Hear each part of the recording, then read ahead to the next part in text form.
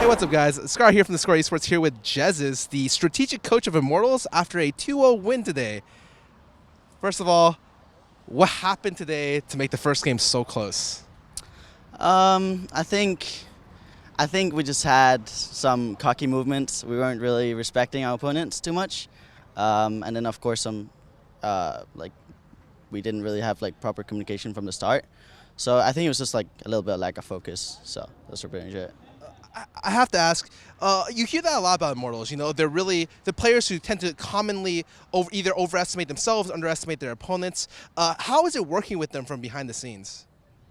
It's pretty interesting. I coached Dignitas last split, so it was like a different experience at least, because this is a little bit more professional, and the players are really high caliber, so they're all really smart, so I can learn a lot myself, and at the same time I can I have more to work with as well, so I feel more confident when we go to the stage and to the real games, and I just generally enjoy it more when I, as I said, have more to work with. So what was the biggest difference between here and DIG? Because I don't think a lot of people knew you were the strategic coach for DIG as well.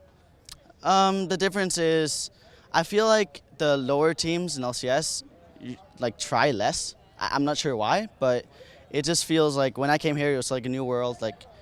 There's so much structure. Everyone tries so hard, and it's. I think that's just the biggest difference, really. Everyone just tries harder to win. Do you feel like the structure, it's because of the structure that they try harder, or do you think it's just the players themselves? I feel like it's when you're already kind of at the bottom, you have to work so hard to get to the top that it's subconsciously it might not be worth it for the players. I'm not exactly sure, but that's where I'm getting from. Yeah, that's just from my experience at least.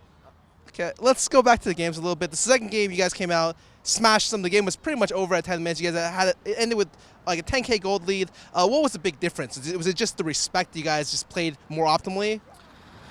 Second game, they just played over aggressive. They got caught out because they were trying to make too many plays when they shouldn't have. But they should just have scaled and waited for Cassidy to actually get some XP and some levels and just play slow. But I don't know if this team if they felt nervous or something against us, or they felt like they had to make plays against us to win. But maybe that was the issue, and we just capitalized on it and we just stomped them.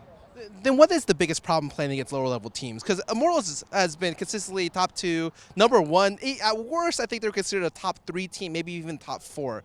What is the hardest thing from you as a coaching perspective to coach this kind of team playing against lower level teams?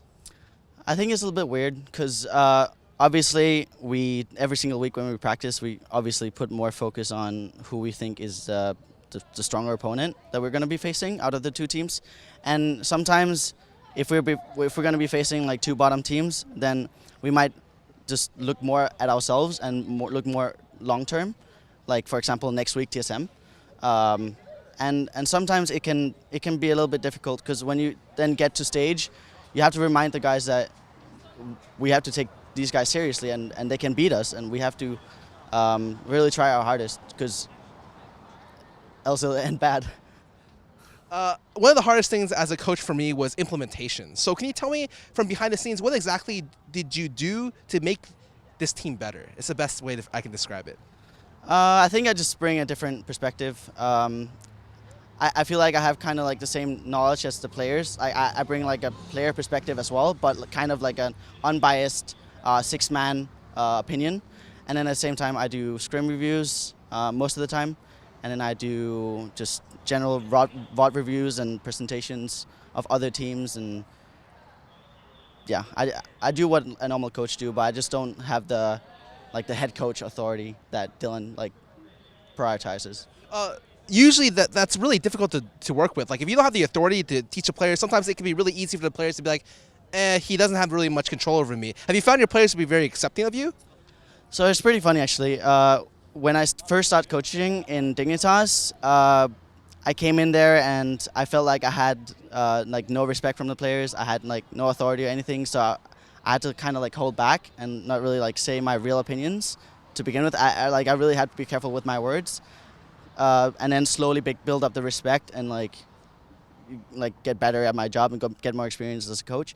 But joining Immortals, it was quite funny. It was way different than I thought it was gonna be, because I thought, okay, I'm gonna come here. These guys are gonna be like the big dogs, and I'm gonna have to like go really slow and not really say much to begin with, just like build up the respect as well, like in Dignitas. But when I came here, everyone was so welcoming, and they were really really coachable and really easy to approach and give my opinion to. And I don't know, it's felt really easy to work with the guys, but at the same time like really challenging. Who's your favorite player to work with on the team? I mean, I like working with all of them. No, I think it's really funny to work with Huni and Rainover. It's a lot of fun. They challenge me a lot. They're really smart players. All of them are really smart players, but especially Huni has a very different mindset to many things, and it can be a challenge sometimes. And to me, like, a challenge is more fun, I guess. It's less boring, at least. Working with Dylan, what's made him stand out to you? Like, what do you really respect about him being the head coach? He works really hard. Like, he tries really hard. I respect that, because, I mean, as a player, I've had so many different coaches, and the worst part about them is not only like their lack of game knowledge, but it's just the fact that they just don't try. Like, they actually just don't try to like understand the players, and they don't try to like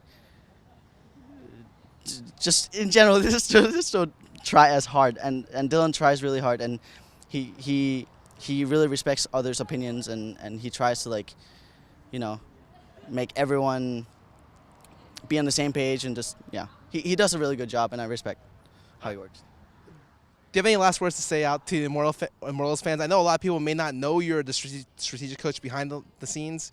What do you have to say to them?